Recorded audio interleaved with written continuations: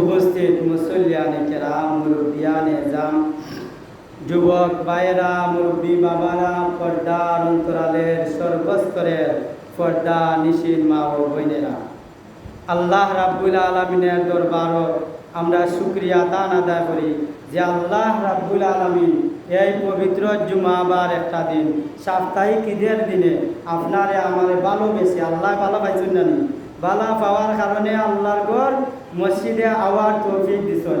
এর জন্য আমরা অন্তরের অন্তরস্থল তনি রাব্বে কারিমের দরবারও শুকরিয়া দান আদায় করি। আলহামদুলিল্লাহ বলে আলহামদুলিল্লাহ যে আমরা শুকরিয়া আদায় করলাম।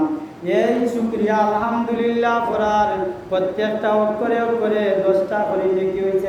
সুবহানাল্লাহ। এই আলহামদুলিল্লাহ শব্দ হওয়ার মাঝে যতটা অক্ষর আছে ততটা অক্ষরে অক্ষরে আমরা নামা আমলের মধ্যে সওয়াব হইছে। আর আল্লাহ রাব্বুল আলামিনে ফরমান, ও আমার বান্দা বান্দিরা, যে বান্দা বান্দি আমার শুকরিয়া দান আদায় করলো, আমি ওই বান্দা বান্দির উপরে রাজি আর খুশি হয়ে গেলাম। সুবহানাল্লাহ।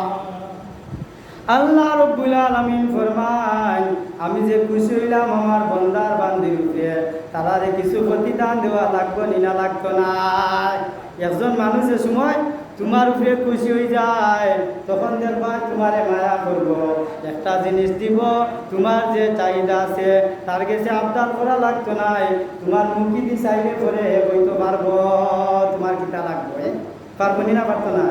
আল্লাহ রাব্বুল আলামিন ফরমান যে আমার বান্দা বান্দিরা, তারা আমি আল্লাহর শুকরিয়া আদায় করছে, আমি আল্লাহ তারার উপরে রাজি খুশি হইয়া তারার মুখে দিয়ে যাওয়া মাত্র আল্লাহ কই আমি তারার চাহিদার পূরণ কইরা দিলাম।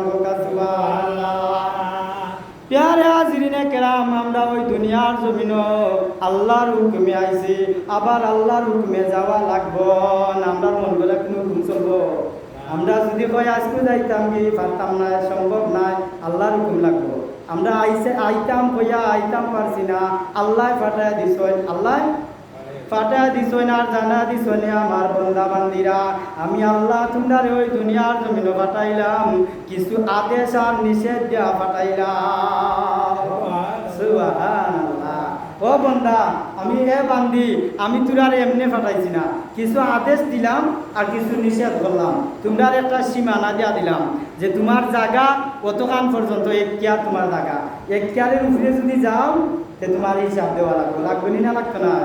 আল্লাহ রাব্বুল আলামিন ইয়া দিয়া দিলা, ও আমার বান্দা বান্দিরা, তোমরা দুনিয়ার জমিনে যাইবাই, ঈমান গ্রহণ করবাই, আর এই ঈমান পরিমাণ আমল করবাই। ঈমান আর আমল যদি সুন্দর হয়ে যায়, এই দুনিয়ার জমিন কষ্টর জায়গা, দুনিয়ার জমিন মুসাফিরের জায়গা, এই জায়গারে যদি সুন্দর বানাইতে চাও, ঈমান আর আমল রে সুন্দর করিলা। সুবহানাল্লাহ।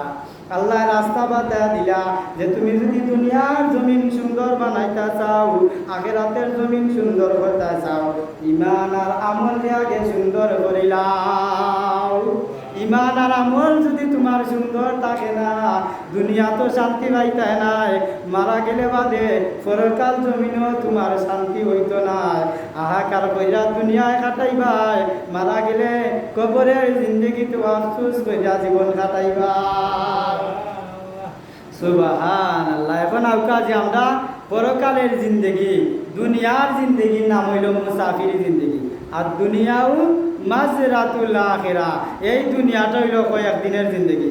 তোমার যদি বছর 60 বছর বাঁচো, ও 60 বছরের তোমার জিন্দগি কিতা, ওই জিন্দগিটা তোমার 60 বছরের।